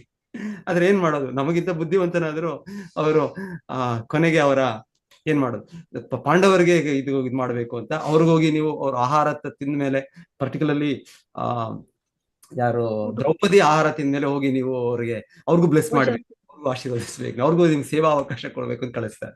ಆದ್ರೆ ಭಗವಂತನಿದ್ದಾನೆ, ಸೊ ಕೃಷ್ಣನಿಗೆ ಎಲ್ಲ ಗೊತ್ತು, ಕೃಷ್ಣನು ಇನ್ನೊಂದು ರೀತಿ ಅದನ್ನ ಸರಿಪಡಿಸ್ತಾರೆ. ಸೊ ಎನಿವೆ ಇಲ್ಲಿ ಹೇಳೋದು, ದುರ್ವಾಸ ಮುನಿ ಕೂಡ ಆ ರೀತಿ ಬ್ರಾಹ್ಮಣ ಎಷ್ಟೇ ಆದ್ರೂ ಬ್ರಾಹ್ಮಣ. ಸೊ ಒಮ್ಮೊಮ್ಮೆ ಈ ತರ ಅವರ ಕೋಪ ಇರ್ಬೋದು, ಇನ್ನೊಂದು ಇರ್ಬೋದು. ಸೊ ಹಾಗಾಗಿ ನಾವು ಅವರನ್ನು ಅಯ್ಯೋ ಈ ವ್ಯಕ್ತಿ ಬ್ರಾಹ್ಮಣನಲ್ಲ, ಆ ವ್ಯಕ್ತಿ, ಯಾಕಂದ್ರೆ ಇದು ಗುರ್ಸೋದು ಕಷ್ಟ ಇದೆ. ನಾವು ಏನ್ ಮಾಡ್ತೀವಿ, ನಾವು ಒಂದು ಫೇಸ್ ಆಫ್ ದ ವ್ಯಕ್ತಿ ನೋಡ್ತೀವಿ, ಅವ್ರು ಇನ್ನೊಂದು ಫೇಸ್ ನೋಡೋದಿಲ್ಲ. ಸೊ ಅವರು ದೊಡ್ಡ ವ್ಯಕ್ತಿ ಎಷ್ಟಿದ್ರು ದುರ್ವಾಸ ಮುನಿ. ಹಾಗಾಗಿ ಅಂಬರೀಷ್ ಮಹಾರಾಜರು ಕೂಡ ಅವ್ರನ್ನ ಗೌರವಿಸಿದ್ರು. ದುರ್ಯೋಧನದಲ್ಲಿ ಗೌರವಿಸಿದ್ರು. ದುರ್ಯೋಧನ ನಮಗಿಂತ ಇಂಟೆಲಿಜೆಂಟ್ ದುರ್ಯೋಧನ. ಮತ್ ಪಾಂಡವರು ಕೂಡ ಅವ್ರನ್ನ ಗೌರವಿಸಿದ್ರು. ಸಾಮಾನ್ಯ ವ್ಯಕ್ತಿ ಅಲ್ಲ ಅವರೆಲ್ಲ, ಸಾಮಾನ್ಯ ವ್ಯಕ್ತಿ ಅಲ್ಲ. ಸೊ ಒಂದೊಂದ್ಸಲ ಆ ರೀತಿ ವ್ಯಕ್ತಿಗಳೇನಾದ್ರು ಇದು ಕೊಟ್ಟು ಮಾಡಿದ್ರು ಕೂಡ ನಾವು ಸಹನೆಯಿಂದ ಇರಬೇಕು. ಸೊ ಭಗವಂತನೇ ಕೂಡ ಈ ಉಪದೇಶಗಳನ್ನು ನಮಗೆ ಎದು ತನ್ನ ಮಕ್ಕಳಿಗೆ ಕೊಡ್ತಾರೆ. ಸೊ ಇದು ಇನ್ನ ಇದೆ, ನೀವು ಓದ್ಬೋದು. ನೀವು ಕೃಷ್ಣ ಲೀಲೆಯಲ್ಲಿ 10ನೇ ಸ್ಕಂದದಲ್ಲಿ ಯಾವಾಗ ನೃಗ ಮಹಾರಾಜರ ಇತಿಹಾಸ ಬರುತ್ತೆ, ಅಲ್ಲಿ ಬಹಳ ಚೆನ್ನಾಗಿ ಉಪದೇಶ ಇದೆ. ಕೃಷ್ಣನೇ ಉಪದೇಶಿಸ್ತಾನೆ. ಬ್ರಾಹ್ಮಣನಾದವನು ಏನಾದ್ರು ಕೋಪಿಸ್ಕೊಂಡ್ರೆ ಕೂಡ ನಿಜವಾದ ಬ್ರಾಹ್ಮಣ. ಕೃಷ್ಣ ಹೇಳ್ತಾ ಇರೋದು ಸುಮ್ಮನೆ ಹೆಸರಿಗೆ, ನಾನು ಹಾಕೊಂಡಿದ್ದೀನಿ ಥ್ರೆಡ್, ಸೊ ಈ ತರ ಬ್ರಾಹ್ಮಣ ಅಂತ. ಬ್ರಾಹ್ಮಣ ಅಂದ್ರೆ ಆ ಬ್ರಾಹ್ಮಣ ಗುಣದಲ್ಲಿ ಇರ್ಬೇಕು. ಶಮ ದಮ ತಪ ಶೌಚಂ ಶಾಂತಿರ್ ಆರ್ಜಂ ಏವಚ ಜ್ಞಾನಂ ವಿಜ್ಞಾನಂ ಆಸ್ತಿಕೆ. ಸಾಮಾನ್ಯವಾಗಿ ಇರ್ತಾರೆ. ಅದು ಒಮ್ಮೊಮ್ಮೆ ಏನಾದ್ರು ಈ ರೀತಿ ದುರ್ವಾಸ ಮುನಿ ತುಂಬಾ ಕೋಪ ತೋರಿಸೋದು, ಅದು ಒಮ್ಮೊಮ್ಮೆ ಅಷ್ಟೇ, ಅದು ಸದಾ ಅವರ ನೇಚರ್ ಅಲ್ಲ. ಸೊ ಹಾಗಿದ್ರೆ ಇದ್ರ ಕೂಡ ಕೃಷ್ಣ ಹೇಳೋದು, ಆ ತರ ವ್ಯಕ್ತಿ, ಆ ತರ ಬ್ರಾಹ್ಮಣನು, ಆ ತರ ವೈಷ್ಣವರು ಇರೋರು ನಾವ್ ಯಾವಾಗ್ಲೂ ಕೂಡ ಅವ್ರಿಗೆ ಗೌರವದಿಂದ ಇರ್ಬೇಕು. ನಾವು ಅಯ್ಯೋ ಅವತ್ತವರ ಏನೋ ಒಂದ್ ದಿವಸ ಒಂದ್ ಸನ್ನಿವೇಶ ಇದು ಮಾಡೋದು, ನಾವ್ ಅಷ್ಟೇ ಅರ್ಥ ಮಾಡ್ಕೊಳ್ಳೋದು. ಬ್ರಾಹ್ಮಣ ಅನ್ನೋದನ್ನ ವೈಷ್ಣವನ ನಾವು ಅಷ್ಟೇ ಅರ್ಥ ಮಾಡ್ಕೊಳ್ಳೋದು ನಾವು.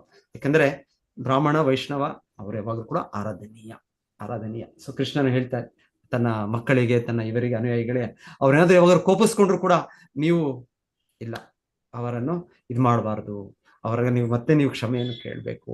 ಸೊ ನೀವು ಈ ರೀತಿ ಬಹಳ ಚೆನ್ನಾಗಿದೆ, ಬಹಳ ಸೊಗಸಾಗಿ ಭಗವಂತನ ಉಪದೇಶಗಳಿದೆ. ತನ್ನ ಯದುವಂಶದ ಇವರಿಗೆ ಎಲ್ಲ ಮಕ್ಕಳಿಗೆ, ನೃಗ ಮಹಾರಾಜನ ಇದು ಬರುತ್ತೆ, ಕತೆ ಬರುತ್ತೆ, ಹೇಗೆ ನೃಗ ಮಹಾರಾಜನ ಇದಾಗುತ್ತೆ ಒಂದು ಬ್ರಾಹ್ಮಣ ಶಾಪದಿಂದ ಅವರು ಏನಾಗ್ತಾರೆ, ನೃಗ ಮಹಾರಾಜರು ಬ್ರಾಹ್ಮಣ ಶಾಪದಿಂದ ಅಲ್ಲಿ ಆಗಿರ್ತಾರೆ ಪ್ರಭುಜಿ.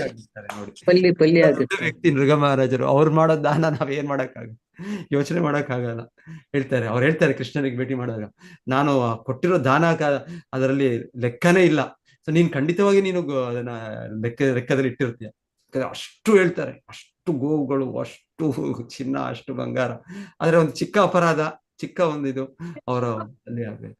ಸೊ ಈಗ 2 ತರ ಇದೆ ಇದು. ಒಂದ್ ಕಡೆ ಬೆನಿಫಿಟ್ ಇದೆ, ಒಂದ್ ಕಡೆ ಶಾಪ ಇದೆ. ಸೊ ಎನಿವೆ ಕೊನೆಗೆ ನೃಗ ಮಹಾರಾಜರು ಕೂಡ ಶುದ್ಧ ಭಕ್ತಿ ಸಿಕ್ತು. ಅವರು ಕೂಡ ಏನೋ ಲಾಸ್ ಇಲ್ಲ, ನಷ್ಟ ಇಲ್ಲ. ಅಲ್ಲಿಯಾಗಿ ಮತ್ತೆ ಬಂದು ಅವ್ರು ಕೃಷ್ಣನನ್ನೇ ಅವ್ರು ಕಾಣಿದ್ರು. ಅದಕ್ಕಿಂತ ಏನ್ ಬ್ಲೆಸ್ ಸಿಗ್ಬೇಕು. ನೃಗ ಮಹಾರಾಜರು ಭಗವಂತನ ಕೃಪೆಯನ್ನು ಪಡೆದ್ರು ಅವರು. ಆದ್ರೆ ನಮಗೆ ಪಾಠ, ಇದೆಲ್ಲ ಪಾಠ ನಮಗೆ. ನಾವೆಷ್ಟೊಂದು ಜಾಗರೂಕತೆಯಿಂದ ಇರಬೇಕು. ಹೇಗೆ ನಾವು ಒಂದು ಚಿಕ್ಕ ವಿಷಯನೋ, ಚಿಕ್ಕ ಇದ್ರಲ್ಲೂ ನಾವು ಅಪಾರ್ಥ ಮಾಡ್ಕೊಂಡು ನಾವು ಇದು ಮಾಡಬಾರ್ದು ನಾವು ಅಂತ ಇದೆಲ್ಲ ನಮ್ಗೆ ಪಾಠಗಳು. ಹರೇ ಕೃಷ್ಣ. ಒಂದು ಕತೆ ನಾನು ಕೇಳ್ತಾ ಇದ್ದೆ ಮೊನ್ನೆ ರೀಸೆಂಟ್ ಆಗಿ ರಾಮಾನುಜಾಚಾರ್ಯರದು. ಸೊ ಇನ್ನ ಯಾರಾದ್ರು ಮುರಳೀಧರ್ ಪ್ರಭು ಯಾರೋ ಡೀಟೇಲ್ ಹೇಳ್ಬೋದು ಇದ್ರ ಬಗ್ಗೆ. ಸೊ ಅವರು ಒಂದು ಕಡೆ ರಾಮಾನುಜಾಚಾರ್ಯರು ಹೋಗುವಾಗ ಮೊದಲಿಗೆ ಅವ್ರು ಹೋಗ್ತಾ ಇರ್ತಾರೆ ದಾರಿಯಲ್ಲಿ. ಅವರ ಶಿಷ್ಯರನ್ನು ಅವರು ಹೇಳ್ತಾರೆ, ಮುಂದೆ ಹೋಗಿ ಕಳಿಸ್ತಾರೆ, ನಾವೆಲ್ಲ ಬರ್ತಾ ಇದ್ದೇವೆ ಅಂತ. ಅವರು ಒಂದೇ ಊರಲ್ಲಿ ಒಬ್ಬ ಶ್ರೀಮಂತ ಭಕ್ತನಿರ್ತಾನೆ. ಸೊ ಅವ್ರಿಗೆ ಸುದ್ದಿ ತಿಳಿಸ್ತಾರೆ. ಶ್ರೀಮಂತ ಭಕ್ತ ಮತ್ತೆ ತುಂಬಾ ಶುದ್ಧ ಭಕ್ತರು. ಆದ್ರೆ ಹೇಳ್ತಾರೆ, ರಾಮಾನುಜಾಚಾರ್ಯರ ಸೇವಕರು, ರಾಮಾನುಜಾಚಾರ್ಯರ ಶಿಷ್ಯರು ಹೋದಾಗ ಆ ಸಾಹುಕಾರ ಯಾರು ಭಕ್ತರು ಇರ್ತಾರೆ ಅವ್ರಿಗೆ ಹೇಳಿದಾಗ ಅವ್ರಿಗೆ ಎಷ್ಟು ಆನಂದ ಆಗತ್ತೆ ಅಂದ್ರೆ ಅವರು ಎಲ್ಲ ಅರೇಂಜ್ಮೆಂಟ್ ಮಾಡಕ್ ರೆಡಿ ಮಾಡ್ತಾರೆ. ಓ, ರಾಮಾನುಜಾಚಾರ್ಯರು ಬರ್ತಾ ಇದ್ದಾರೆ, ನನ್ನ ಆಚಾರ್ಯರು ಬರ್ತಾ ಇದ್ದಾರೆ, ಸೊ ಅವರ ಶಿಷ್ಯರು ಬರ್ತಾ ಇದ್ದಾರೆ ಅಂತ ಎಲ್ಲ ವ್ಯವಸ್ಥೆ ಮಾಡಕ್ಕೆ ರೆಡಿ ಆಗ್ತಾರಂತೆ. ಎಷ್ಟು ಬ್ಯುಸಿ ಆಗ್ತಾರೆ ಅಂದ್ರೆ ಅವರು ರಾಮಾನುಜಾಚಾರ್ಯರು ಮೊದಲು ಕಳ್ಸಿರ್ತಾರೆ. ಯಾರು? ಅಡ್ವಾನ್ಸ್ ಪಾರ್ಟಿ, ಆ ಇಬ್ಬರು ಭಕ್ತರು. ಅವರು ತುಂಬಾ ಆಯಾಸದಿಂದ ಹೋಗಿರ್ತಾರೆ. ಏನು ಬಾಯಾರಿಕೆ ಆಗಿಯೋ ಇಲ್ಲಾಂದ್ರೆ ಇನ್ನೊಂದು ಆಹಾರ ತಗೊಳ್ದೆ ಅಷ್ಟು ಇದಾಗ ಹೋಗಿರ್ತಾರೆ. ಇವರು ಅವರನ್ನು ನೋಡ್ಕೊಂಡು ಮರ್ತೋಗ್ಬಿಡ್ತಾರೆ. ತಕ್ಷಣವಾಗಿ ಅವರು ರಾಮಾನುಜಾಚಾರ್ಯರ ದೂತರಾಗಿ ಬಂದಿರೋ ಶಿಷ್ಯರನ್ನು ನೋಡ್ಬೇಕಿತ್ತು, ಅವ್ರನ್ನ ಚೆನ್ನಾಗಿ ಸತ್ಕರಿಸ್ಬೇಕಾಯ್ತು. ಇವ್ರೇನ್ ಮಾಡಿದ್ರು, ಮರ್ತೋಗ್ಬಿಟ್ಟು ಇವರು ಎಲ್ಲ ವ್ಯವಸ್ಥೆ ಮಾಡೋದ್ರಲ್ಲಿ ಇದಾಗ್ಬಿಟ್ರು. ಮತ್ತೆ ವಾಪಸ್ ಬಂದು ಹೇಳ್ತಾರೆ, ರಾಮಾನುಜಾಚಾರ್ಯರೇ ಈ ತರ ಆಯ್ತು, ಅವ್ರು ನಮಗೇನು ಕೊಡ್ಲಿಲ್ಲ, ನಮಗೆ ಒಂದು ಸ್ವಲ್ಪ ನೀರು ಕೊಡ್ಲಿಲ್ಲ, ಅವರು ಈ ತರ ಮಾಡಿದ್ರು ಅಂತ. ರಾಮಾನುಜಾಚಾರ್ಯ ಹೇಳ್ತಾರೆ, ನಾವ್ ಅಲ್ಲಿ ಹೋಗೋದ್ ಬೇಡ. ರಾಮಾನುಜಾಚಾರ್ಯ ಹೋಗ್ಲಿಲ್ಲ. ಅಲ್ಲಿ ಹೋಗದೆ ಅವ್ರು ಇನ್ನೊಂದು ಬಡ ಇವ್ರು ಇರ್ತಾರೆ, ಅವ್ರ ಶಿಷ್ಯರು ಇರ್ತಾರೆ. ಸೊ ಅಲ್ಲಿ ಹೋಗ್ತಾರಂತೆ. ಅಲ್ಲಿ ಹೋಗಿ ಅದೇ ನಡೀತೆ, ಅದರ ದೊಡ್ಡ ಲೀಲೆ ಅದು. ಅಲ್ಲಿ ತುಂಬಾ ಇದಾಗುತ್ತೆ, ಒಳ್ಳೆ ಇದು ನಡೆಯುತ್ತೆ. ನಂತರ ಶ್ರೀಮಂತ ಬರ್ತಾರೆ, ಓಡಿ ಬರ್ತಾರೆ. ರಾಮಾಚಾರ್ಯ, ಅಯ್ಯೋ ನಾನೆಲ್ಲ ವ್ಯವಸ್ಥೆ ಮಾಡಿದೀನಿ, ನೀವು ಯಾಕೆ ಬರ್ಲಿಲ್ಲ, ನೀವು ಹೀಗೆ ಮಾಡಿದ್ರಿ. ರಾಮಾಚಾರ್ಯ ಹೇಳ್ತಾರೆ, ನೀನು ನನ್ನ ಭಕ್ತರನ್ನು, ನನ್ನ ಶಿಷ್ಯರನ್ನು ನಾನು ಕಳ್ಸಿದೀನಿ, ಅವ್ರಿಗೆ ನೀನು ಏನು ಕೂಡ ಕೊಡ್ಲಿಲ್ಲ, ನೀನು ಅವ್ರಿಗೆ ಇದು ಅಪರಾಧ ಮಾಡ್ಬಿಟ್ಟೆ, ನೀನು ನಾನು ಯಾಕೆ ಬರ್ಬೇಕು ನಿನ್ನ ಮನೆಗೆ, ನಿನ್ನ ಇದಕ್ಕೆ. ಸೊ ಅವರು ತಪ್ಪು ಕೇಳ್ಕೊಳ್ತಾರೆ, ಕ್ಷಮಿಸ್ಬೇಕು ಗುರು ಮಹಾರಾಜರೇ, ನನಗೆ ಗೊತ್ತಿಲ್ಲದೆ ಆಗೋಯ್ತು ತಪ್ಪು. ನಾನು ಎಷ್ಟು ನೀವು ಬರೋ ಒಂದು ಸಿಹಿ ಸುದ್ದಿಯಲ್ಲಿ ಇದು ಮಗ್ನನಾದೆ ಅಂದ್ರೆ ನಾನು ಇವರನ್ನು ನೋಡ್ಕೊಳ್ಳೇದು ಮರ್ತೋದೆ ನಾನು. ಮತ್ತೆ ಎಲ್ಲ ವ್ಯವಸ್ಥೆ ಎಲ್ಲ ಆಗಿದೆ ಅಲ್ಲಿ. ರಾಮಾಚಾರ್ಯ ಹೇಳ್ತಾರೆ, ಆಯ್ತು ಇವತ್ತಾಗೋಯ್ತು, ನಾನು ನನ್ನ ಮುಂದೆ ಹೋಗ್ಬೇಕು, ರಿಟರ್ನ್ ಬರೋವಾಗ ಬರ್ತೇನೆ ನಿಮ್ಮ ಮನೆಗೆ ಅಂತ. ರಿಟರ್ನ್ ಟೈಮಲ್ಲಿ ಬರ್ತಾರಂತೆ ಮತ್ತೆ. ಸೊ ಈ ರೀತಿ ಅದು ಒಂದು ದೊಡ್ಡ ವ್ಯಕ್ತಿ. ಅವರು ಶುದ್ಧ ಭಕ್ತರೇ, ಆದ್ರೆ ಅವರು ಒಂದು ಸಮಯದಲ್ಲಿ ಅವರು ಲೆಕ್ಕಿಸದೆ ಅವ್ರು ಇದು ಮಾಡಿದ್ರಿಂದ ರಾಮಾನುಜಾಚಾರ್ಯರು ಆ ಟೈಮಲ್ಲಿ ಅವ್ರಿಗೆ ಅವರ ಇದನ್ನು ಸ್ವೀಕರಿಸೋದಿಲ್ಲ. ಸೊ ಯಾರಿಗಾರು ನೆನಪಿದ್ಯಾ ಯಾರು ಅದು ವ್ಯಕ್ತಿ ಹೆಸರು, ದೊಡ್ಡ ವ್ಯಕ್ತಿ, ಯಾವ ಸ್ಥಳದಲ್ಲಿ ನಡೆದದ್ದು? ಸೊ ಇದೆಲ್ಲ ಡೀಟೇಲ್ಸ್ ಶ್ರೀ ಸಂಪ್ರದಾಯದಲ್ಲಿ ಯಾರು ಇದ್ದಾರೆ ಅವ್ರು ಹೇಳ್ಬೋದು, ಅವ್ರಿಗೆ ಗೊತ್ತಿರುತ್ತೆ. ಓಕೆ, ಸೊ ನಾನು ಇವತ್ತಿಗೆ ನಿಲ್ಲಿಸ್ತೇನೆ ಅನ್ಸುತ್ತೆ. ಇನ್ಯಾರಾದ್ರೂ ಹೇಳ್ಬೇಕಾ, ಏನಾದ್ರು ಸೇರಿಸ್ಬೇಕಾ ಹೇಳ್ಬೋದು. ಎಲ್ಲಿ ಅಂತ ಹೇಳಿದ್ರ ಪ್ರಭು? ಯಾವ ಸ್ಥಳದಲ್ಲಿ ನೀವ್ ಹೇಳಿ. ಸ್ಥಳದಲ್ಲಿ ಅಂದ್ರೆ ಮೋಸ್ಟ್ಲಿ ರಾಮಾನುಜಾಚಾರ್ಯ ಮೇಲುಕೋಟೆಗೆ ಬರೋ ದಾರಿಯಲ್ಲಿ, ಅಂದ್ರೆ ಅಲ್ಲಿ ಇದು ನಡೆಯುತ್ತೆ, ಇಲ್ಲಿ ಆ ಚೋಳ ರಾಜ ಇದ್ ಮಾಡ್ತಾರಲ್ಲ, ಆಗ ಕುರೇಶ್ ಅವರೇ ಅಲ್ವಾ, ಅವರು ರಾಮಾನುಜಾಚಾರ್ಯರು ಇದಾಗ್ತಾರೆ. ಅವರು ರಾಮಾನುಜಾಚಾರ್ಯರ ವೇಷವನ್ನು ಧರಿಸಿ ಅವ್ರು ಹೋಗ್ತಾರೆ. ಇವರು ಈ ತರ ತಪ್ಪಿಸ್ಕೊಂಡು ಬರ್ತಾರೆ ಅಲ್ಲಿಂದ ಶ್ರೀರಂಗಂ ಇದರಿಂದ. ಮತ್ತೆ ಬಂದು ಮೇಲ್ಕೋಟೆಗೆ ಬರೋ ದಾರಿಯಲ್ಲಿ ಅನ್ಸುತ್ತೆ, ಅಲ್ಲಿ ಯಾವ್ದೋ ಊರಲ್ಲಿ ಈ ಘಟನೆ. ಅವರು ಬರೋವಾಗ ಅವ್ರಿಗೆ ಅವ್ರ ಶಿಷ್ಯರು ಕೂಡ ಸ್ವಲ್ಪ ಜನ ಎಲ್ಲ ಇರ್ತಾರೆ. ಆದ್ರೆ ಆ ಇನ್ನೊಬ್ಬರು ಭಕ್ತರು, ಶ್ರೀಮಂತ ಭಕ್ತರು, ಅವರು ಬಂದ ಭಕ್ತರನ್ನು ನೋಡದೆ ತಕ್ಷಣ ಅವರು ಬೇರೆ ಇದರಲ್ಲಿ ಬ್ಯುಸಿ ಆಗ್ತಾರೆ ಅಂದ್ರೆ ರಾಮಾಚಾರ್ಯ ಬರ್ತಾ ಇದಾರೆ ಅಂತ ಅದನ್ನ ಮಾಡೋದ್ರಲ್ಲಿ ಇವ್ರು ಆಗ್ಲೇ ಬಂದಿದ್ದಾರೆ ಇಬ್ರು, ಅವ್ರನ್ನ ನೋಡೋದು ಮರ್ತೋಗ್ಬಿಡ್ತಾರೆ. ಮರ್ತೋಗಿ ಅವ್ರು ಆಕ್ಚುಲಿ ಅವರು ಆಯಾಸದಲ್ಲಿ ಇರ್ತಾರೆ, ಇನ್ನೊಂದಲ್ಲಿ ಇರ್ತಾರೆ, ಅವ್ರನ್ನ ಹಾಗೆ ರಾಮಾಚಾರ್ಯ ಹೋಗೋದ್ ಬೇಡ, ನಾವು ಅವ್ರು ವಾಪಸ್ ಬಂದು ಅವ್ರ ಇನ್ಫಾರ್ಮೇಶನ್ ಕೊಟ್ಟು ಹೋಗೋದ್ ಬೇಡ, ನನ್ನ ಇನ್ನೊಬ್ರು ಶಿಷ್ಯರಿದ್ದಾರೆ ಅದೇ ಊರಲ್ಲಿ ಅಂತ. ಅಲ್ಲಿ ಮೋಸ್ಟ್ಲಿ ಅವರು ತುಂಬಾ ಬಡವರು. ಅವ್ರು ಹೋದಾಗ ಮೋಸ್ಟ್ಲಿ ಅವರ ಹೆಂಡತಿ ಇರ್ತಾರೆ. ಸೊ ಅವರು ಬರಮಾಡಿ ಮತ್ತೆ ಅವ್ರಿಗೆ ಏನು ಇಲ್ಲ ಆದ್ರೂ ಕೂಡ ಅದು ದೊಡ್ಡ ಕತೆ. ಅವರು ಯಾರ ಹತ್ರ ಇವರಿಂದ ಯಾರು ಒಬ್ಬ ಅಂಗಡಿ ಇವರಿಂದ ಸಾಲವಾಗಿ ತಗೊಂಡು ಅವರೆಲ್ಲ ಒಳ್ಳೆ ಔತಣವನ್ನು ತಯಾರಿ ಮಾಡಿ ರಾಮಾನುಜಾಚಾರ್ಯರು ಶಿಷ್ಯರನ್ನೆಲ್ಲ ಪ್ರಸಾದವನ್ನು ಕೊಡ್ತಾರೆ. ಮತ್ತೆ ಅವರು ಬರ್ತಾರೆ, ಅವ್ರ ಗಂಡ ಬಂದಾಗ ಹೇಳ್ತಾರೆ, ನಮಗೆ ಎಲ್ಲಿಂದ ಬಂತು ಇದು, ನಾವು ಬಡವರು, ನಾವು ಇದೆಲ್ಲಿಂದ ಬಂದ್ರೆ ಅವಾಗೆಲ್ಲ ಕತೆ ಹೇಳ್ತಾರೆ. ಸೊ ಇದೆಲ್ಲ ನಡೆಯುತ್ತೆ. ಆಕ್ಚುಲಿ ಹೇಳ್ತಾರೆ ಅವರು ಅದೇ ಊರಲ್ಲಿ ಅನ್ಸುತ್ತೆ. ಮುರಳೀಧರ್ ಪ್ರಭು ಹೇಳಿ, ನೀವ್ ಹೇಳಿ, ಡೀಟೇಲ್ ನಿಮ್ಗೆ ಫುಲ್ ಗೊತ್ತಿರುತ್ತೆ ಸ್ಟೋರಿ. ಅದು ಹೇಳಿ ಪ್ರಭು, ಹೇಳಿ ಮುರಳೀಧರ್ ಪ್ರಭು.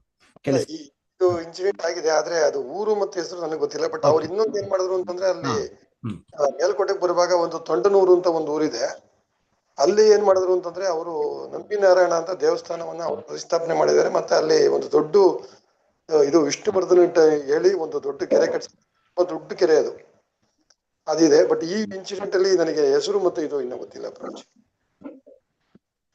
ಸೊ ಅಲ್ಲಿ ತೊಂಡನೂರು ಕೆರೆಯಲ್ಲೂ ಹಾಗೆ ಅಲ್ವಾ ಅವ್ರು ಮಾಡಿದ್ದು. ಅವರ ಶಿಷ್ಯರು ಯಾರು ಅವರ ಪಾದಗಳ ತೊಳಿ ಅಂತ ಹೇಳ್ತಾರಲ್ಲ, ಅಲ್ಲಿ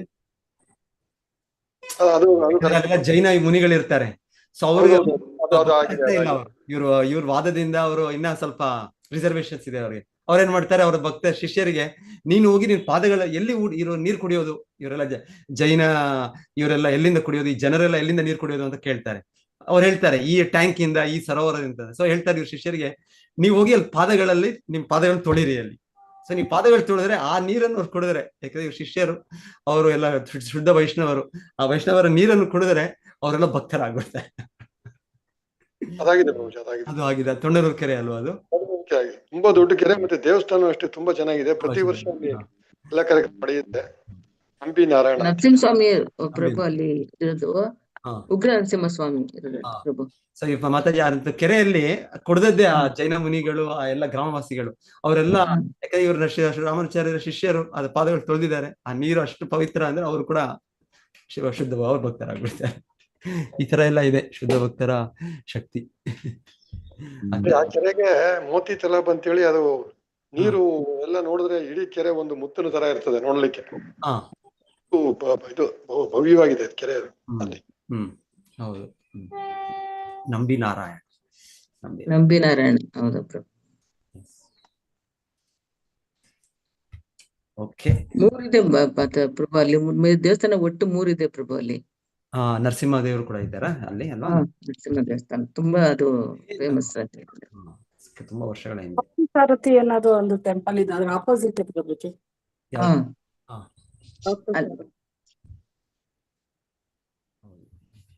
ಅದೇ ಬಲರಾಮ ಅದು ಹೊರತು ಒಂದು ಇದಿದೆ ಪ್ರಭು ಅಲ್ಲಿ. ಸಾಯಂಕಾಲ ಬಲರಾಮ್ ದೇವರು ಅಲ್ಲಿ ಸರ್ಪವಾಗಿ ಬರ್ತಾರೆ. 5 ಗಂಟೆ ಮೇಲೆ ಯಾವ ಪುರೋಹಿತರು ಕೂಡ, ಪೂಜಾರು ಕೂಡ ಒಳಗಡೆ ಹೋಗಲ್ವಂತೆ ಪ್ರಭು. ಬಲರಾಮರು ಅಲ್ಲಿ ಅಲ್ಲೇ ಒಂದು ವಾಸ್ತವ್ಯ ಹೂಡಿದಾರೆ ದೇವಸ್ಥಾನದಲ್ಲಿ ಅಂತ ಒಂದು ಪ್ರತೀತಿ ಪ್ರಭು ಅಲ್ಲಿ. 5 ಗಂಟೆ ಮೇಲೆ ಯಾರಿಗೂ ದರ್ಶನ ಇಲ್ಲ, ಪೂಜಾರು ಕೂಡ ಹೋಗಲ್ಲ ಒಳಗಡೆ ಅಂತ. ನಾವೊಂದ್ 2 ಸಾರಿ ಹೋಗಿದಾಗ ದರ್ಶನ ಆಗಿರ್ಲಿಲ್ಲ. ಮೊನ್ನೆ ಮಧ್ಯಾಹ್ನನೇ ಹೋಗ್ಬಿಟ್ಟಿದೆ ಹೋದ್ ತಿಂಗಳು.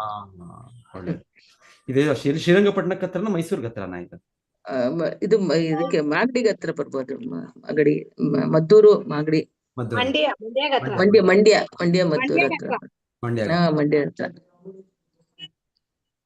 ಸೊ ನೀವೆಲ್ಲ ಹತ್ರನೇ, ನೀವೆಲ್ಲ ಬೆಂಗಳೂರಲ್ಲಿ ಅವರು, ಇದೆಲ್ಲ ಹತ್ರ. ನಾವು ಕೂಡ ಹೋಗ್ಬೇಕು ಇಲ್ಲಿಂದ.